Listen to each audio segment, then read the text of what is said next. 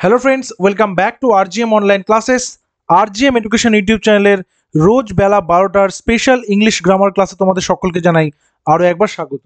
তো আমাদের আছে ক্লাস নাম্বার 4 ইংলিশ ক্লাস। আমাদের টার্গেট এসএসসি ক্লার্ক এক্সাম 2025।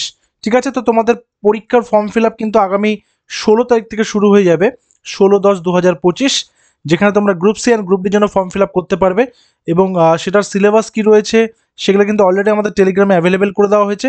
টেলিগ্রামের লিঙ্ক ডিসক্রিপশনে পাবে, তোমরা সেখানে জয়েন করে যাবে। ঠিক আছে, আচ্ছা, আজকে সেটার প্রথম প্রশ্ন কি দেখবো, দেখো আমরা গত যে কয়েকটা ক্লাস করেছি সেখানে আমরা ওই একটা টপিক নিয়ে আলোচনা করছিলাম, কানেক্টার্স।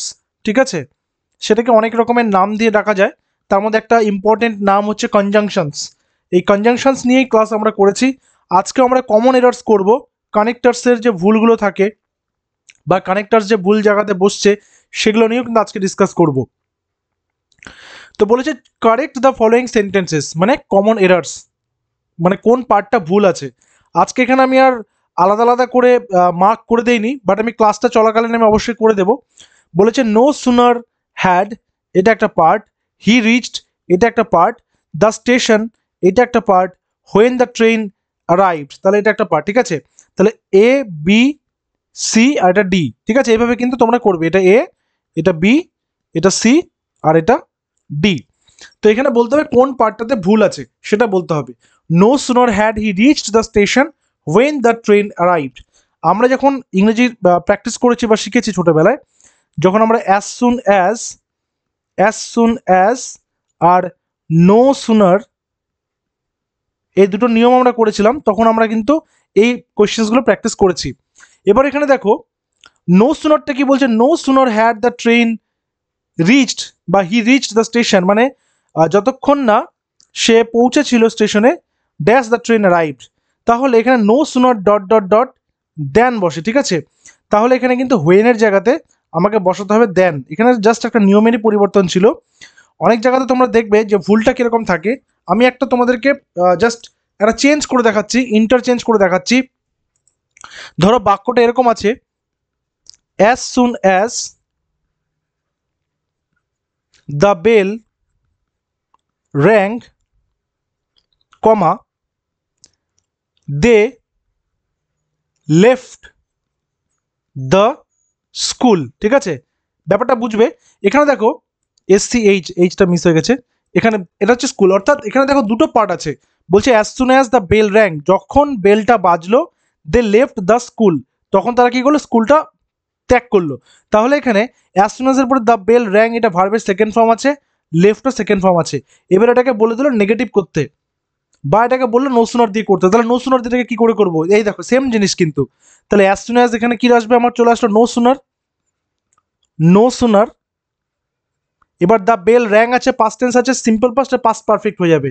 তাহলে no sooner had the bell rang, আর হবে না কিন্তু, রিং র্যাং রাং, তাহলে থার্ড ফর্ম রাং হলো। এই পার্টটা হলো। তারপরে কমা আছে, কমার জায়গায় আমার বসবে দেন, নো সুনার দেন। এই যে দেখো দেন, এই যে আমার বসলো এখানে নো সুনার, এই যে দেন। ঠিক আছে, দেনের পরে যেই পার্টটা আছে দে লেফট দ্য স্কুল, এটা সেমই থাকবে।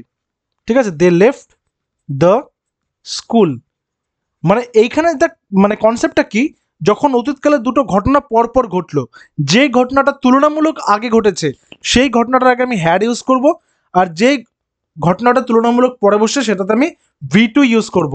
মানে যেটা আগে ঘটেছে সেটা হচ্ছে পাস্ট পারফেক্টে বসাবো, এখানে পাস্ট পারফেক্ট বসলো হ্যাড প্লাস ভার্বের থার্ড ফর্ম, আর পরেরটা আমি V2 মানে সিম্পল পাস্টে করব। ঠিক আছে, আশা করি অ্যাজ সুন অ্যাজ আর নো সুনারের কনসেপ্টটা তোমাদের ক্লিয়ার হয়েছে।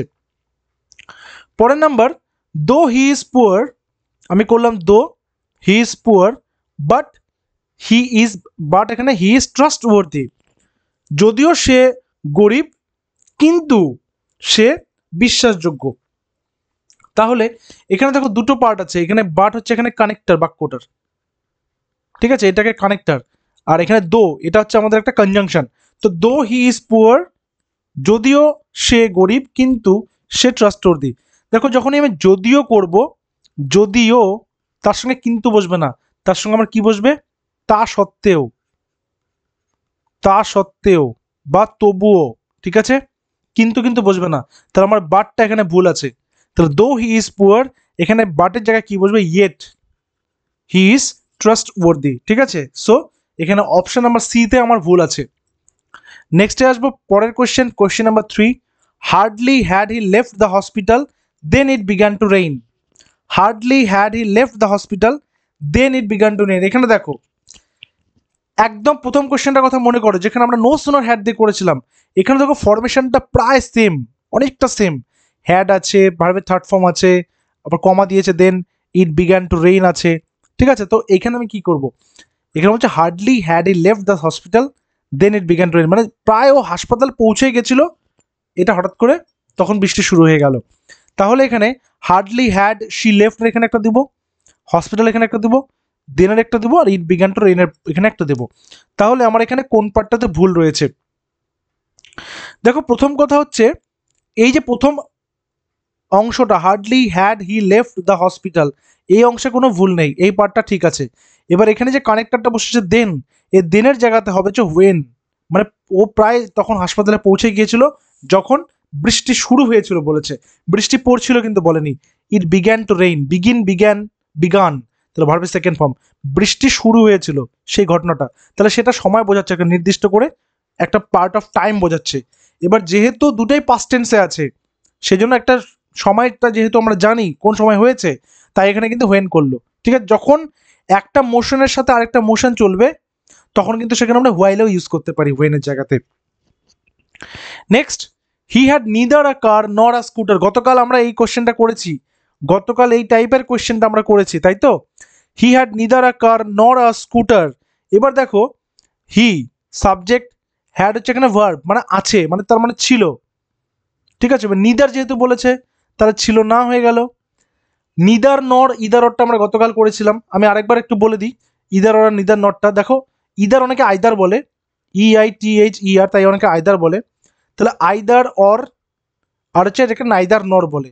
তাহলে কি দেখো আইদার অরের ক্ষেত্রে কি, যে আমার কাছে হয় ব্যাট থাকবে নয় বল থাকবে, তার মানে একটা কিছু থাকবেই, এটা পজিটিভ অর্থে ইউজ করা হয়, যে কোনো একটা থাকতে, মানে অপশন বোঝাবে। আর নিদার নরের ক্ষেত্রে কি হবে,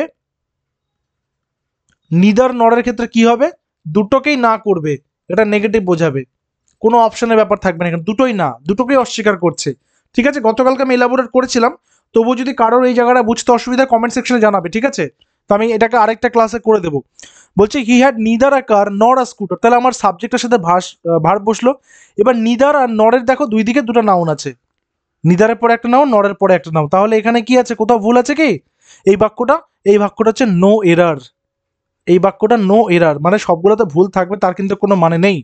যদি কোথাও কোনো ভুল না পাই তাহলে আমার অ্যান্সারটা হবে নো এরার, কারণ এখানে আমার সাবজেক্ট বসলো, ভার্ব বসলো, আমার কনজাংশন নিদার নর বসছে, এবং নরের দুই দিকে দুটো নাউন বা প্রোনাউন, নাউন বা প্রোনাউন বসতে হবে। আ কার, আ স্কুটার, তার মানে তার কাছে গাড়িও ছিল না, স্কুটারও ছিল না।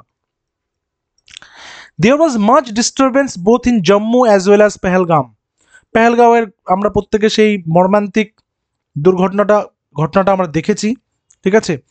তো এবার এখানে বলেছে there was much disturbance both in Jammu as well as Pahalgam.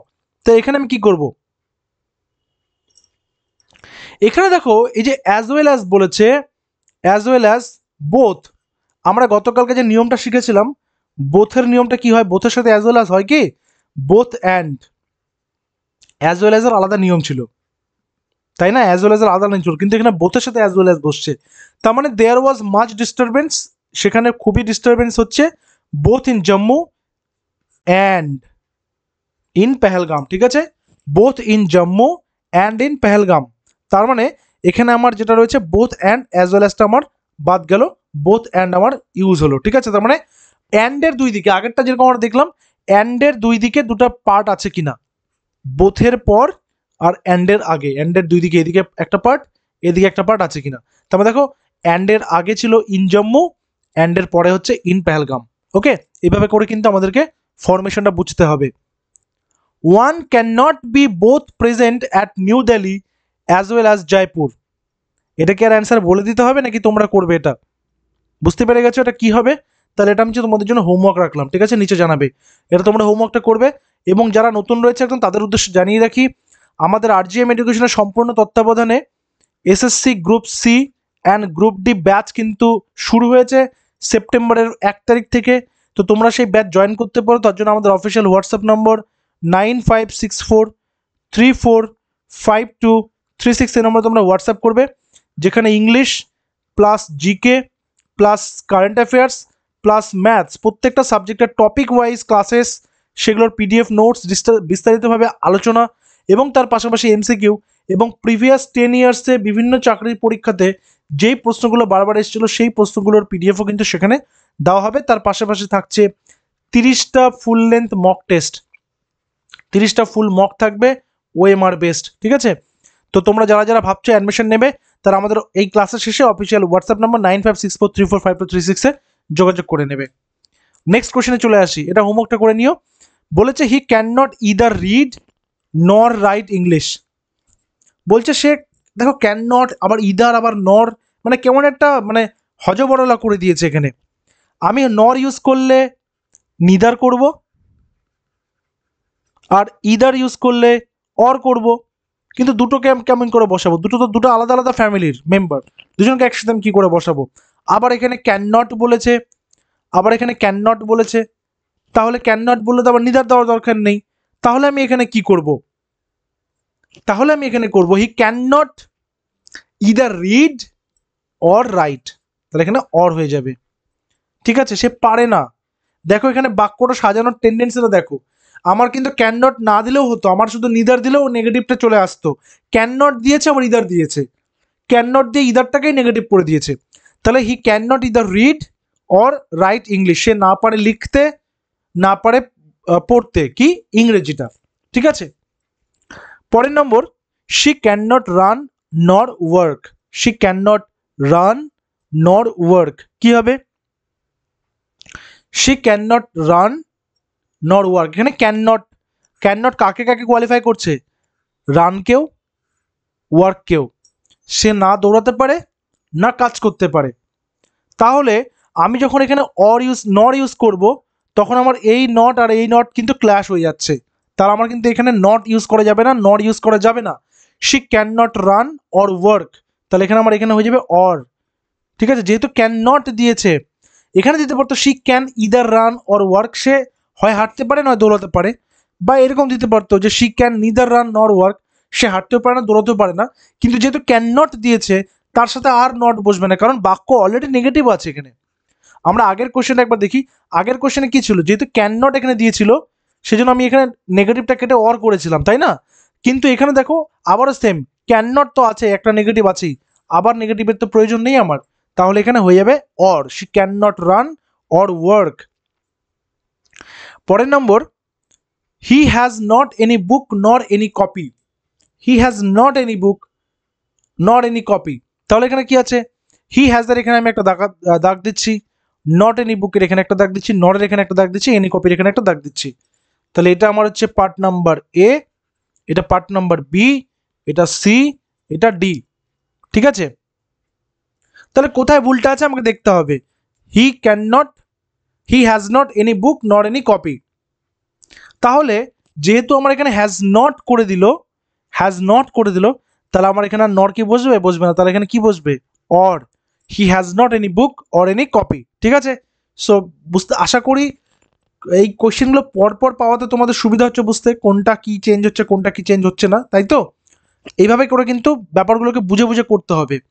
এবং আজকের সেটের শেষ question number 10, I have never seen her নর হার্ড অফ হার। আমি না তাকে কখনো দেখেছি না কখনো তার সম্পর্কে শুনেছি। তাহলে আই হ্যাভ নেভার একটা, সিন হার একটা, নর একটা, হার্ড অফটা, তাহলে এটা হচ্ছে আমার এ, এটা হচ্ছে আমার বি, এটা হচ্ছে আমার সি, এটা হচ্ছে আমার ডি।